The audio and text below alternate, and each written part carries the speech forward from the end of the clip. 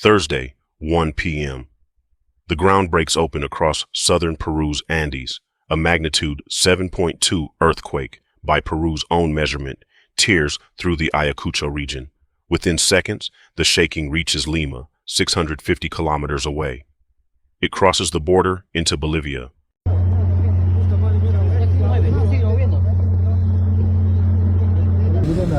¿Puedo abrir acá?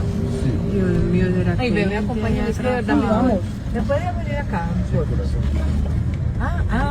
22 homes damaged, 12 health facilities affected, nearly 9,000 homes lost power, and 3 people injured, not because of collapsing walls, but because of their own feet in the panic of trying to escape outside. 0 deaths. Let's repeat that number one more time. 7.2 magnitude, one of the strongest earthquakes on Earth this year, and as of this recording, no one has died. That should make you pause, because 2 months ago, in this same corner of the map, a 7.2 magnitude earthquake was not the end of a story. It was the opening line of another, with thousands dead. So what is different this time? Everything, and it is happening underground, where none of us can see. ¡Abuela, no, no! ¡No, abuela, no, no, no, no! ¡No, abuela! ¡Ay!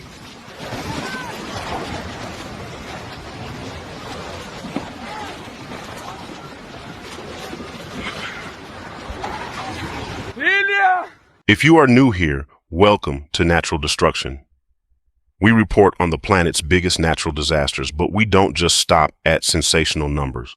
The Geophysics Institute of Peru recorded a magnitude of 7.2 at a depth of 108 kilometers. The U.S. Geological Survey, using a different model, provided a lower and shallower result, 6.7 magnitude. The Peruvian Navy ruled out a tsunami threat within 6 minutes. Chile's maritime agency agreed. At least 1 person was rescued, 2 to 3 people injured during the evacuation. At least 22 homes affected, 6 health facilities, and 1 school damaged. Around 6,000 customers without power in 1 coastal province, Rockfalls, blocking mountain roads. And 18 rural communities still haven't finished reporting. That last line is the entire story. Keep that in mind.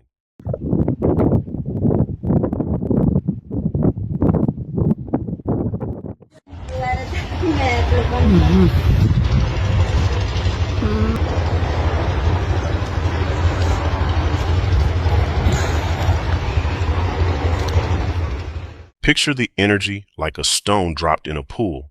Drop it right at the surface. The first ripple near the impact point is violent. That's a shallow quake. Short travel distance, concentrated destruction. Drop that same stone over 100 kilometers down. By the time the ripple reaches the surface, it's spread out, softened, dispersed across a much wider pool.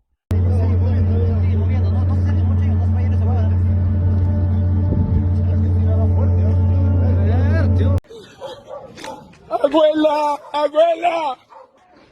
¡Yo me soñé esto! ¡Yo me soñé esto!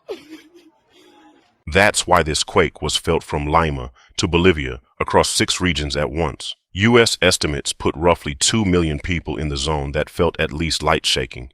And still, the actual shaking on the ground near Coracora barely crossed the threshold where dishes rattle and light fixtures sway. Depth decided who mourns and who doesn't. That's the lesson hiding inside every "no damage reported" headline this week. Quick aside, if breakdowns like this are useful to you, that's genuinely why this channel exists. Hit subscribe so the next one reaches you. Now here's where it gets uncomfortable, because this exact number, 7.2, already wrote a very different story once this year. 1 region over. Yo me soñé esto. Yo esto me lo soñé. Yo esto me lo soñé. Ay, Juan, yo me soñé esto, huevón. Yo me soñé esto. Yo me soñé esto. Yo me lo soñé. Yo me lo soñé. Yo me lo soñé.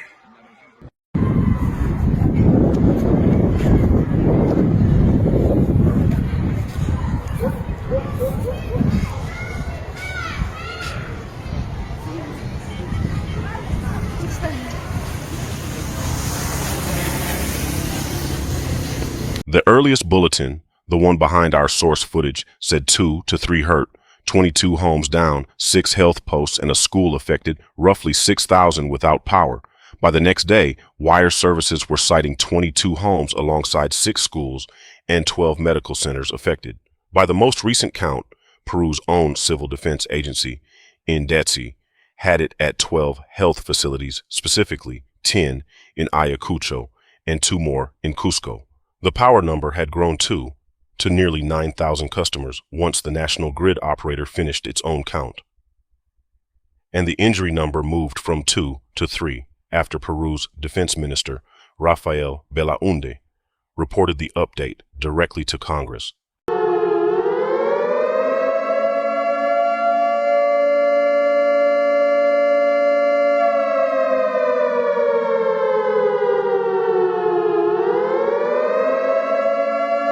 O tal vez a causa del temblor que ha sucedido.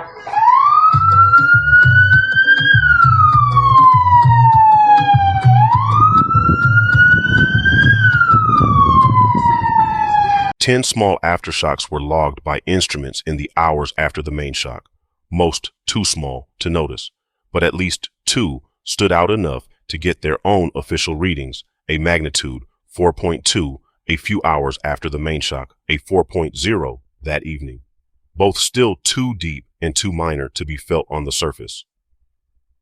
Aftershock sequences almost always behave this way, frequent and tiny at first, fading out over days and weeks, a statistical pattern seismologists have documented for over 100 years.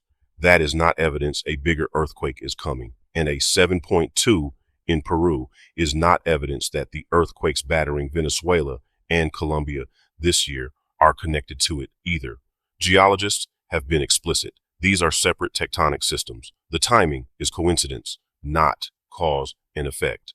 If breakdowns like this, what happened and why it happened the way it did, are useful to you, that's the whole reason this channel exists.